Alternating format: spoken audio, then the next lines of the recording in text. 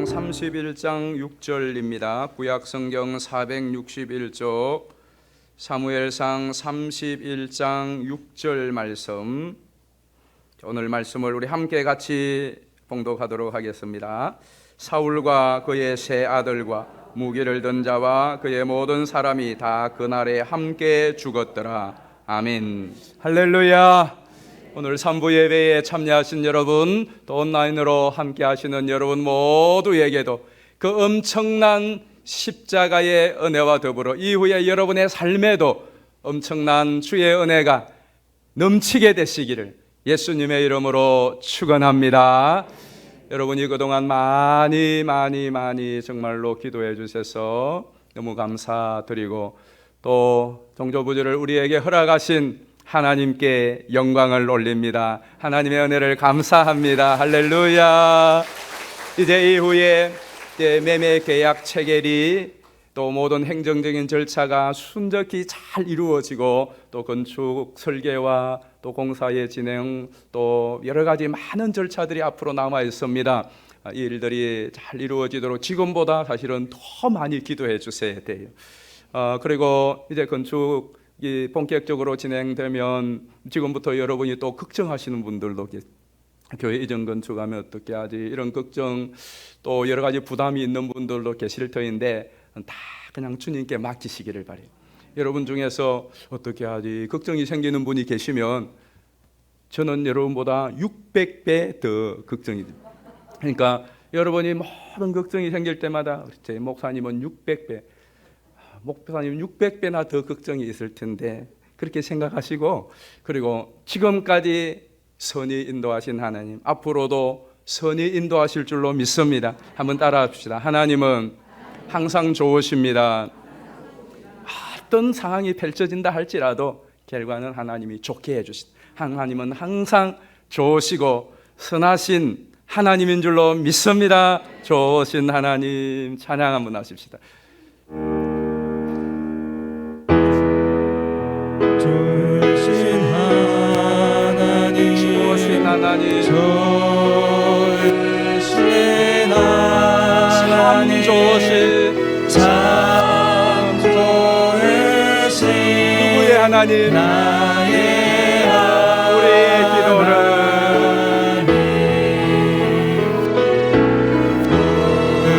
우리에게 손을 드실 분은 기왕이면 높이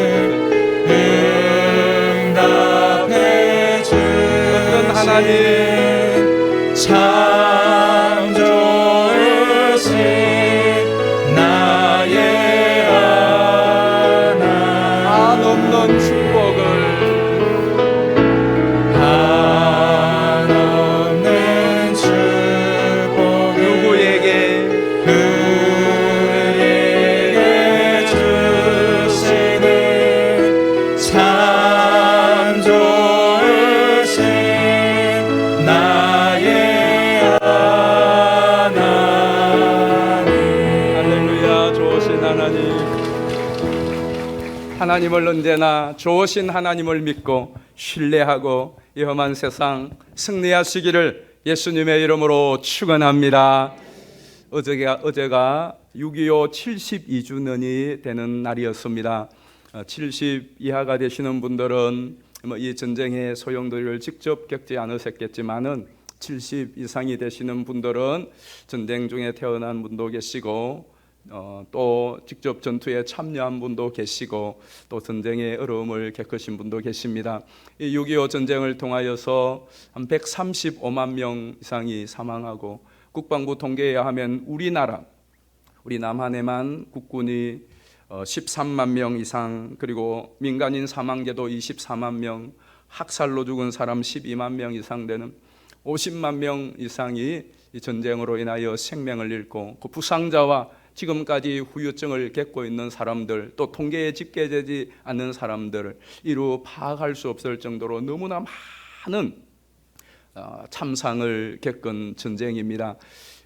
이 전쟁을 위하여서 생명을 바치고 희생하신 분들, 또 그 이후에 전쟁의 폐허를 딛고 정말 혼신의 힘을 다하여 나라를 일구어 오신 우리 귀한 선배님들, 여러분, 우리가 잊어서는 안 돼요. 우리 대한민국은 이러한 희생과 헌신의 선배들의 그 수고, 그리고 이 배후에서 특별히 역사하셨던 하나님의 은혜 위에 서 있는 줄로 믿습니다.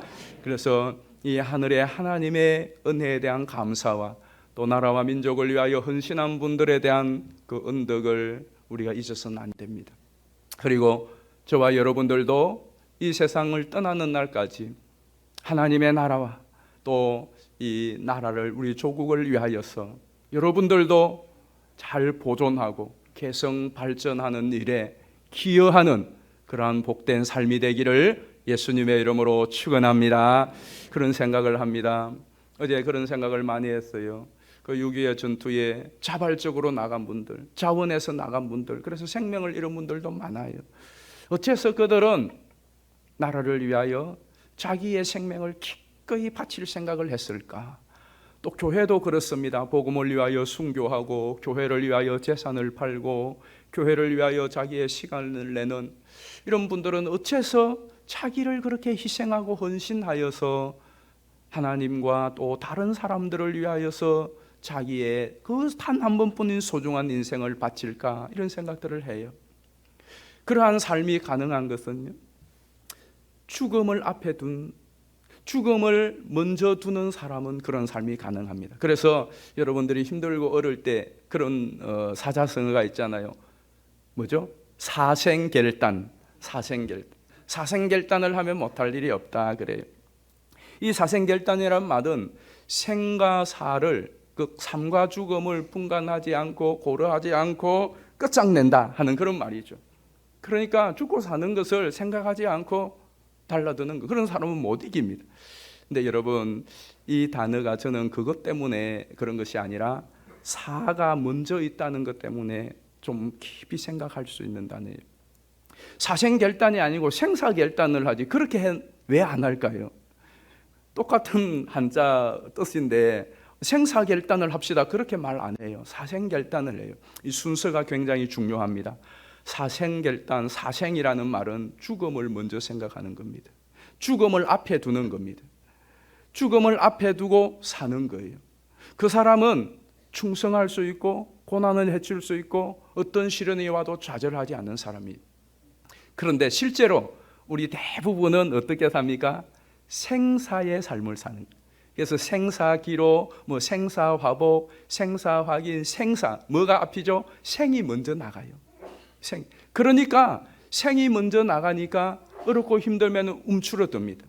사실은 사생결단은 성경적인 예수님의 가르침이잖아요. 누구든지 죽고자 하는 자는 살 것이요 살고자 하는 자는 죽을 것이라고 그래요. 그래서 여러분들도 지난 한 주간 동안 다 살자고 살았죠. 열심히 삽니다. 내가 산다고 죽음은 늘 뒷전이죠. 그렇죠? 죽음은 뒤의 문제예요. 특별히 우리 젊은 세대들도 죽음은 뒤의 문제고 지금 중요한 것은 사는 게 문제예요. 근데 여기에 우리의 삶의 불찰이 있습니다. 여러분 잘 생각해 보십시오. 다 먹고 살자고 하는 것 아닙니까? 그래서 지난 한 주간도 힘을 써서 그렇게 바쁘게 살았는데, 여러분 그렇게 바쁘게 살면서 세월이 흘러가는데 어디를 향해서 흘러갑니까? 죽음을 향해서 흘러갑니다. 흘러가는 세월과 함께 여러분이 바쁘고 열심히 힘차게 살아가는데 결국은 그렇게 하루 이틀 한 해 열심히 살아가서 흘러가는 세월과 함께 어디로 가죠? 죽음이라고 하는 고지를 향하여 가고 있을 뿐이에요. 그럼에도 불구하고 우리는 죽음을 앞에 두고 죽음이라고 하는 고지를 향하여 열심히 또 한 주간, 여러분 다음 주간도 살아서 결국 죽음으로 한 발 다가가는데도 불구하고 죽음을 우리는 뒤에 두고 생만 앞에 두고 사는 거예요. 그래서 많은 사달이 생깁니다.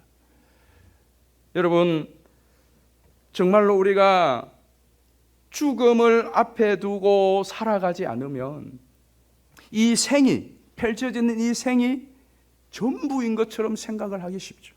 여러분의 육체가 이 세상이 전부인 것처럼 또 영원할 것처럼 생각하고 살아갑니다. 실제로 그렇겠습니까?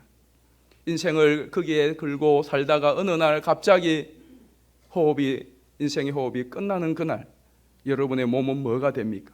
시체가 됩니다. 여러분이 가지고 있던 재산, 재물은 누구의 것이 됩니까? 나하고는 아무 상관없는 것이 돼요. 그래서 전도서는 이렇게 말합니다. 우리 한번 볼까요? 전도서 7장 4절. 지혜자의 마음은 초상집에 있으되 우매한 자의 마음은 혼인집에 있느니라. 이게 무슨 말일까요? 지혜로운 사람, 그 사람의 마음이 초상집에 있대. 초상집에 뭘 생각? 죽음을 생각하는 겁니다. 그게 지혜로운 것입니다. 그러나 어리석은 자의 마음은 혼인집에 있어요.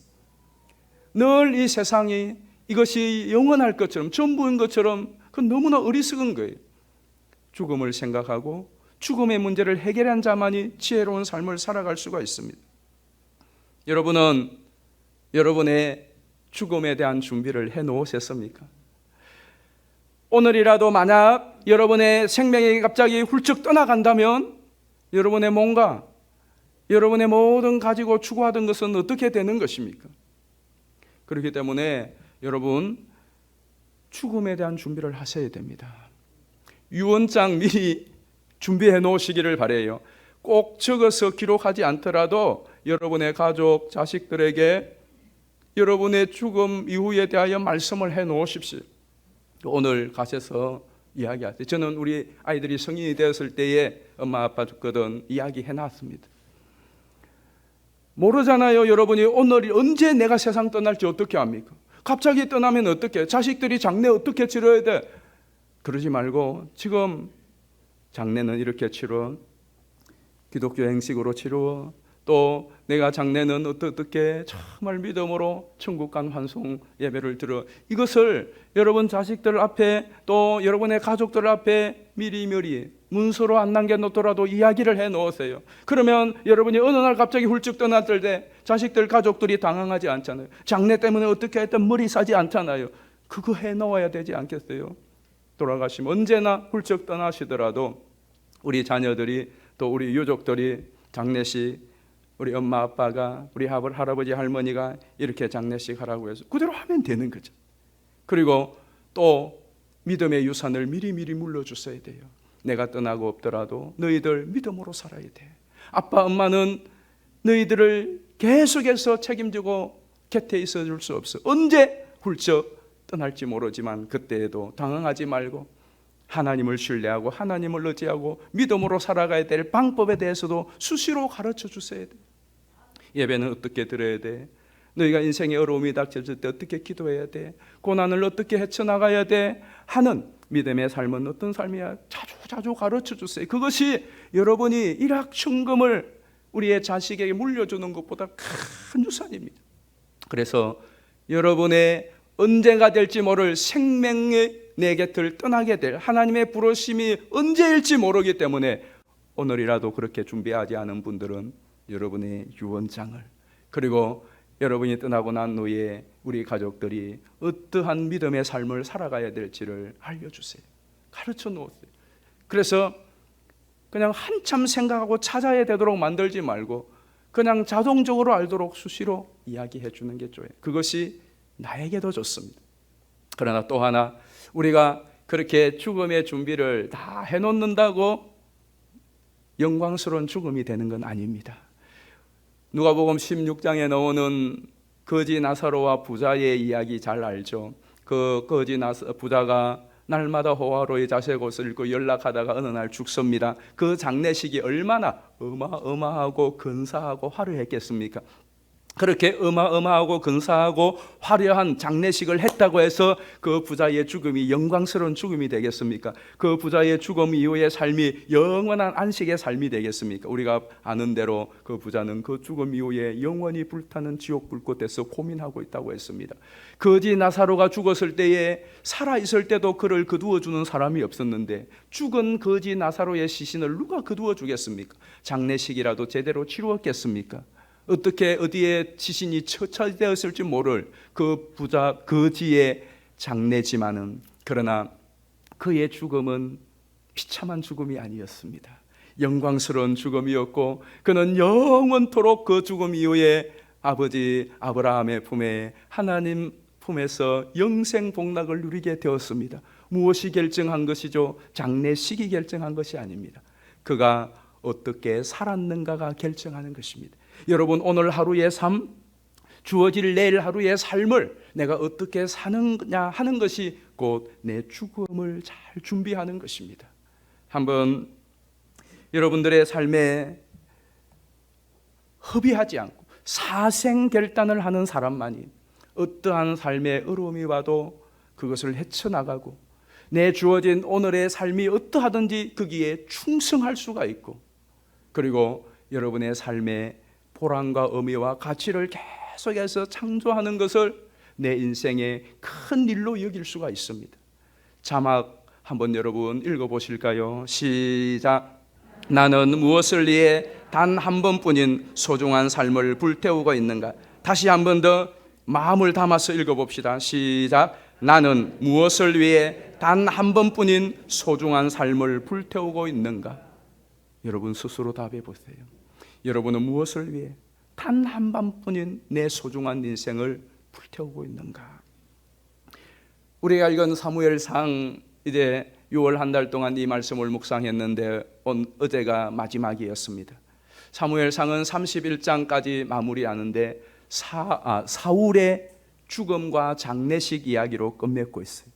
사울의 죽음과 장례식 이야기. 그런데 사울의 죽음과 장례식이 너무나 서글픕니다. 비참합니다. 사울은 적이 쏜 화살에 몸에 맞아 부상을 입습니다. 적의 칼에 죽지 않기 위하여 자기 신하에게 네가 칼로 나의 목을 치라 하니까 신하가 두려워서 못합니다. 그러자 사울이 자기가 가지고 있던 칼을 뽑아서 자기 스스로 자결하여 죽습니다. 그 시신을 적군들이 발견하고 사울 왕의 목을 자르고 그리고 갑옷을 다 벗겨서 시신의 몸뚱아리만 베산 성벽에다가 못을 박아 매달아 놓습니다.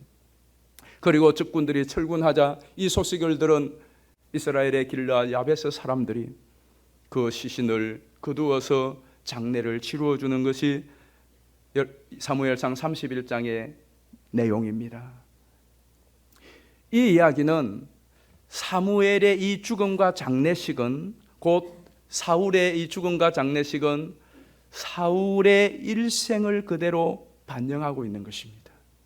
그리고 사무엘상의 전체 내용을 알려주는 중요한 메시지입니다. 사무엘상의 전체 내용은 긴 내용이지만은 그 핵심 요약은 이것입니다. 이스라엘 백성들이 하나님에게 왕 세워달라. 우리도 왕이 필요합니다. 우리도 왕이 있었으면 좋겠습니다. 하나님 왕을 세워주십시오. 생떼를 써서 하나님이 그러면 왕 한번 세워봐라 해서 세운 왕이 사울입니다. 그런데 그래서 그렇게 너희들이 원하는 왕 세웠는데 왕 어떠니? 왕 어떠니?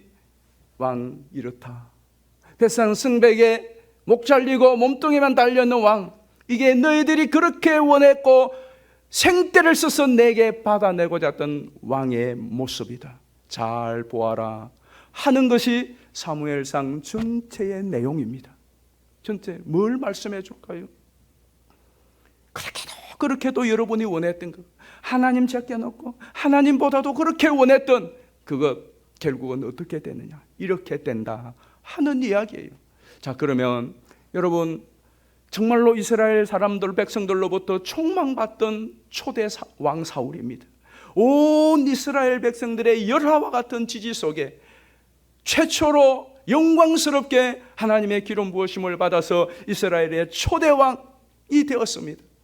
그런데 그 왕이 되어서 40년을 왕으로 지내는 동안 그의 인생은 내리막길을 치렀다가 결국은 오늘 본문 말씀대로 비참하게 인생을 끝내고 있습니다. 왜 그랬을까요? 여러분, 사울은 누구보다도 유리한 고지를 점령하고 있는 사람입니다. 온 백성들의 열화와 같은 지지 속에 참으로 총망을 받는 그런 사람이었습니다. 그리고 하나님의 적극적인 도우심도 있었습니다. 초반에는. 그런 사울이 남들보다 더 훨씬 유리한 위치에 있었던 이런 사울이었는데 왜 그의 인생은 갈수록 내리막을 치고 참으로 비극적인 그런 최후의 죽음을 맞이하고 장례조차도 그렇게 치르게 되었는가? 이유가 무엇이었을까요? 재능이 부족해서, 그의 인물이 못나서, 주변의 세력들 때문에, 다른 많은 이유를 다 댄다고 해도 그 이유는 답이 안 나와요. 오직 한 가지, 그에게 정말로 심각한 결함이 하나 있었습니다. 그것은 한번 따라하십시다. 하나님과 멀어진 일. 하나님과의 거리가 멀어진 것 때문이에요. 하나님과 사이가 멀어진 것이 단 하나, 그가 내리막길을 걷다가 끝내 비참하게 인생을 마친 유일한 이유였습니다. 여러분, 하나님과 멀어지면 어떤 일이 생기는 줄 아십니까? 하나님과 점점 간격이 멀어지면 첫 번째 생기는 일이 두려움이 먼저 찾아옵니다. 이 두려움은 정체성과 관련이 있습니다. 하나님이 나는 하나님의 사람, 한번 따라합시다. 나는 하나님의 사람이다. 나는 하나님의 사람이다. 하나님이 나를 세우셨다. 여러분, 그 믿음이 확실한 사람은 무슨 일이 닥치고 누가 해도 그것 때문에 크게 두려워할 일이 없습니다.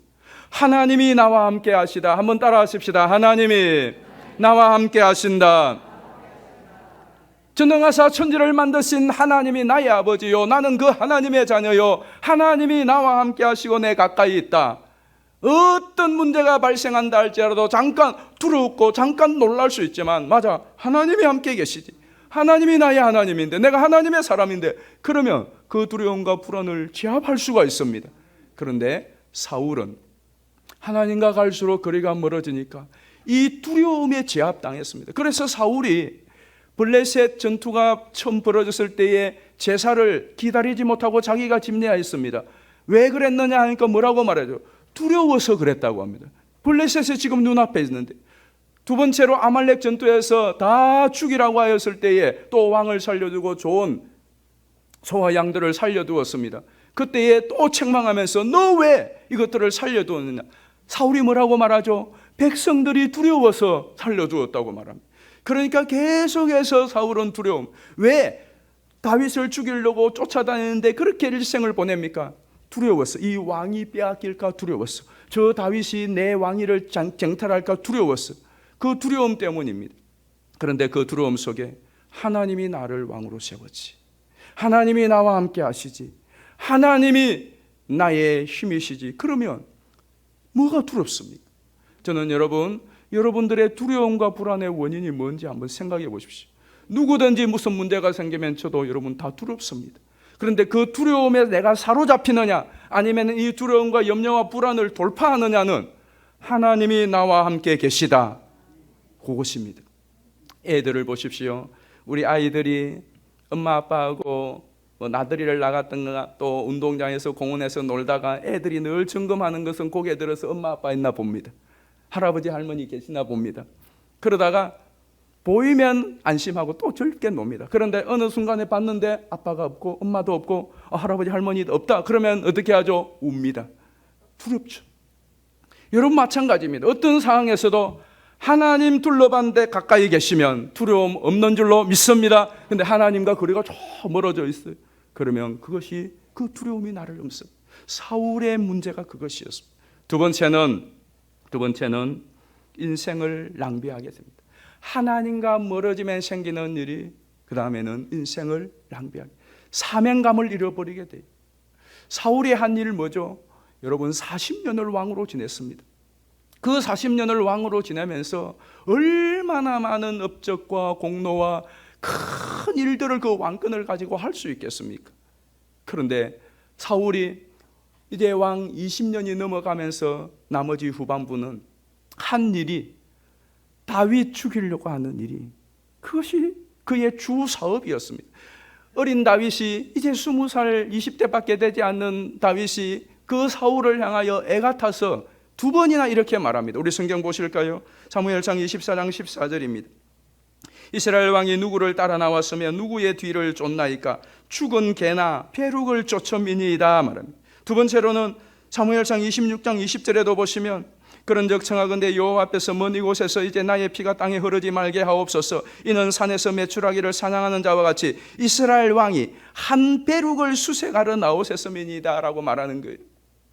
이스라엘 왕이 3,000명의 정예의 군사를 이끌고 하는 일이 벼룩 한 마리 잡으려고 수색하고 다니는 거예요. 여러분, 이게 뭡니까? 이게 왕이 왕의 권력을 가지고 그 군사들을 가지고 하는 일이 죽은 개 한 마리 찾아다니고 벼룩 하나 잡으려고 쫓아다닌다면 이게 이것보다 우스꽝스러운 일이 어디에 있습니까?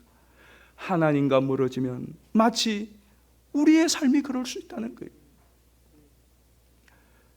오래전에 들은 설교입니다. 존 파이퍼 목사님이 미국 청년 집회에서 패션쇼 원데이라고 하는 열정의 하루라고 하는 그 타이틀을 가진 집회에서 설교를 하셨는데, 그 설교의 내용이 저는 자주 이 말씀을 듣기도 하고 또 적어놓고 묵상도 합니다. 왜? 도전을 많이 주거든요. 그분의 그 설교를 그대로 인용하면 이렇습니다. 3주 전에 저희 교회 루비 엘리아슨과 로라 에드워즈가 카메룬에서 죽음을 당했다는 소식이 들려왔습니다. 루비는 80이 넘은 노인으로 평신독신이었고, 그는 자기의 삶을 미전도 종족, 가난한 자들, 병든 자들에게 예수 그리스도를 전하는 일에 쏟았습니다. 로라는 80에 가까운 나이가 많은 과부이자 의사였습니다. 카메룬에서 루비와 함께 섬기고 있었습니다. 그들은 사역 중에 자동차의 브레이크가 파열되어 차량이 낭떠러지 절벽에 떨어져 현장에서 죽었습니다. 저는 이 사고와 관련하여 저희 교회 회중에게 물었습니다. 여러분, 이 죽음이 비극적인 죽음인가요? 이 두 생명은 하나의 위대한 비전의 이끌림을 받았으며 예수 그리스도의 영광을 위하여 멸망하고 있는 가난한 자들을 섬기는데 한 번뿐인 저들의 인생이 사용되었습니다. 이 죽음이 비극적인 죽음인가요? 그러면서 설교를 이어가면서 2000년 2월 리더스 다이제스트 2000년 2월 판 98쪽에 실린 글을 읽었습니다. 밥과 페니는 각각 59살과 51살의 북서부 지역에서 은퇴하였습니다. 지금 그들은 플로리다주 푼타 고르다에 살고 있습니다. 그곳에서 그들은 30피트 되는 요트를 타고 바다 여행을 즐기며 소프트볼을 즐기며 해변에서 조개 껍질을 주워 모으며 여생을 보내고 있습니다. 이것이 소위 말하는 아메리칸 드림입니다. 하지만 하나뿐인 유일한 그들의 인생이 끝나고 창조주 앞에 회개하기 전에 마지막으로 한 가장 위대한 일이라는 것은 요트 여행을 하며 소프트볼을 즐기며 조개 껍질을 수집한 것이었습니다. 하나님 앞에, 하나님, 제가 수집한 이 멋지고 많은 조개 껍질들을 보십시오 하는 것이 하나님 앞에 서기 전 그가 한 마지막 위대한 일입니다. 여러분, 이것이 비극적인 죽음이지 않습니까? 하나님 앞에 설 때에 무엇하다 지금 왔느냐고 할 때에 과연 어느 것이 진짜 비극적인 죽음이겠습니까? 하는 설교입니다.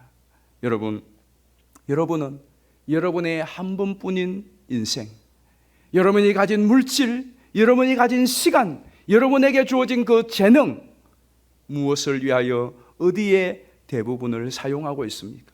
보통 사람들은 세 가지 종류로 사용하죠. 첫 번째는 소비하고 낭비하는 사람이 있습니다. 시간을 낭비하고 물질을 낭비하고 그리고 자기의 재능과 에너지를 낭비하고 그냥 소비하는 사람들이 다 소비해버리는 사람. 두 번째는 부지런히 모으는 사람이 있어요. 계속 모으는 사람, 계속 모으는 사람, 계속 모으기만 하는 사람.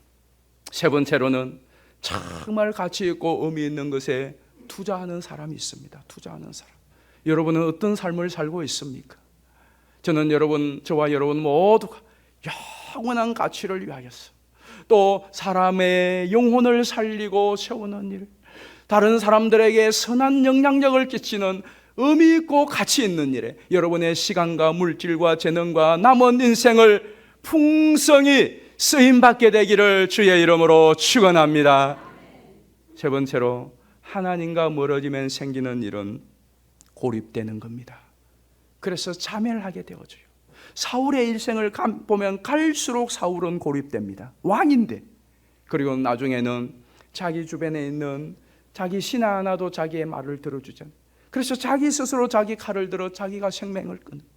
여러분, 자살하는 사람들 어려워서 단지 하는 게 아닙니다. 자살한 그분보다 어려운 사람이 왜 없습니까? 빚 때문에 그 자살한 사람보다 빚이 더 많은 사람이 왜 없습니까?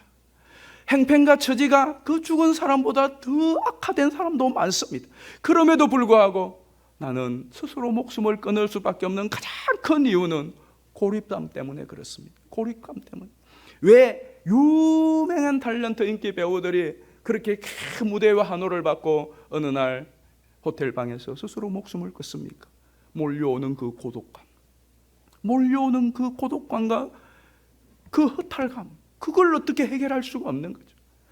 하나님과 멀어지면 생기는 일은 바로 고립감이, 실제적인 고립이에요. 왜냐하면 하나님과 멀어지면 그 틈에 악한 사탄 마귀가 우리를 사로잡습니다. 여러분, 악한 영, 사탄 마귀는 존재 자체가, 사탄이라고 하는 이 디아볼로스라고 하는 이 단어 자체가 대적자, 참소자, 그리고 분리하는 자, 이간질하는 자입니다. 그게 디아볼로스입니다. 영어의 디바인이죠. 디바인. 분리하고 나누는. 그래서 분리하고 나누는 자기 때문에 디아볼로스, 마귀라고 그렇게 이름이 명칭되어졌습니다. 보십시오. 최초의 에덴 동산에 아담과 하와를 꼬셔서 하나님과 분리시켜 버립니다. 하나님을 거역하여 하나님과 분리시키죠. 부부 사이에 서로 니탓해서 분리시키죠. 형제간에 서로 칼부림해서 분리시키죠. 이 사탄 마귀는 어떻게 하든지 파고들어서 부부 사이를 이간질해서 분리시키고, 교인과 교인 사이를 분리시키고, 목사와 성도 사이를 분리시키고, 어떻게 하든지 가서 분리시킵니다. 그래서 나중에 분리되면 누가 남습니까? 나 혼자 남아요. 여러분이 계속 분리하면은 또 다른 사람을 모으는데 아니에요. 그 또 분리돼요. 나중에 돌고 돌면은 나 혼자 남습니다. 그러면 자결을 합니다. 그러나 하나님은 어떤 분입니까? 하나님은 나누어진 것을 하나로 만드시는 분이 하나님인 줄로 믿습니다. 성령이 하나 되게 하신 것을 힘써 지키라고 말씀하셨어요. 하나님은 존재 자체가 삼위 뭐죠? 일체로 계시는 분이십니다. 세 분이신데 한 분이세요. 하나도 나누는 것이 사탄이라면 세 분인데도 하나로 일체로 계시는 분이 하나님이세요. 그래서 하나님은 우리가 하나님과 원수되어 나누어진 것을 하나 되게 하시기, 화목제물이 되신 분이 하나님이십니다. 우리 서로가 멀리 있던 자들을 가까이 하게 하시고 하나 되게 하시는 분이 하나님이세요. 그렇기 때문에 우리가 하나님과 관계가 점점 멀어지면 여러분 서로가 멀어지게 되어 있습니다. 그러나 부부가 내 한 사람이 먼저 하나님께로 가까이 나아가면 우리 부부 사이가 분명히 좋아집니다. 여러분들이 하나님께로 다 같이 가까이 나아가면 다 좋아지게 되어 있어요. 교회도 마찬가지입니다. 그러나 교회도 모든 성도들이 하나님과 거리가 더욱더 멀어지면 다 멀어지는 거예요. 저는 여러분 모두가 하나님과 멀어지는 것이 아니라 점점 하나님과 가까워지기를 주의 이름으로 축원합니다. 하나님과 멀어지면 생기는 일 세 가지. 첫 번째는 두려움이 여러분을 엄습합니다. 두 번째는 그래서 하는 일이 인생에 허망한 일들을 합니다. 그리고 나중에는 고립되어져서 스스로 참회하는 것이 인생이에요. 그러면 왜 사울은 하나님과 이렇게 멀어졌을까? 이제 이게 우리가 좀 주목해 보아야 될, 하나님과 관계가 멀어진 괭이가 있어요. 처음부터 아니에요. 사울은 처음에 하나님과 딱 달라붙어 있던 사람이었습니다. 그런데 40년의 왕의 세월을 지나면서 멀어져서 돌이킬 수 없는 거리까지 가버렸습니다. 왜 그럴까요? 첫 번째는 예배를 소홀히 하였습니다. 제사를 소홀히 하였어요. 블레셋 전투를 앞두고 나서 제사를 소홀히 한 것이 간격이 생긴 첫 번째 원인입니다. 그 다음 두 번째로는 순종을 소홀히 하였습니다. 아말렉을 다 치라고 할 때 다 치고 왕 살려놓고 좋은 재물 조금 남겨놓은 거 별것 아니겠지라고 순종을 소홀하게 생각, 전적으로 순종해야 되는데 뭐 이 정도는 하고 소홀하고 생각하는 그것이 결정적으로 간격을 더 만드는 것이었습니다. 그리고 더 큰 문제는 회개하고 기도하는 것을 소홀하게 여겼습니다. 40년의 세월 기회가 있었습니다. 마지막까지도 기회가 있었습니다. 그 마지막 30장의 순간에도 하나님 앞에 회개하고 하나님의 응답이 없어도 하나님의 응답 안 해주면 난 갈 데 없습니다 하고 철저히 하나님께 부르짖고 매달렸더라면 그 간격을 메꿀 수 있었을 것입니다. 그러나 사울은 끝까지 하나님께 회개하지 않고 하나님을 찾는 대신에 신접한 무당을 찾았습니다. 그에게 있는 마지막 기회까지 그는 놓쳐버렸습니다. 여러분 어떻습니까? 코로나로 인하여 거리두기가 되면서 예배도 좀 소홀해지고 기도도 좀 소홀해지고 전도도 좀 소홀해지고 하나님을 섬기며 또 경건 생활도 조금 소홀해진 분들 계시다면 그거 그만두면 안 됩니다. 예배 한두 번 빠지다가 보면 어느 날 시간이 지나면 여러분은 예배의 자리에 있지 않는 사람 됩니다. 기도해야지 늘 마음만 먹고 소홀히 여기다 보면 어느 날 여러분은 어떤 기도회의 자리에도 있지 않는 사람이 됩니다.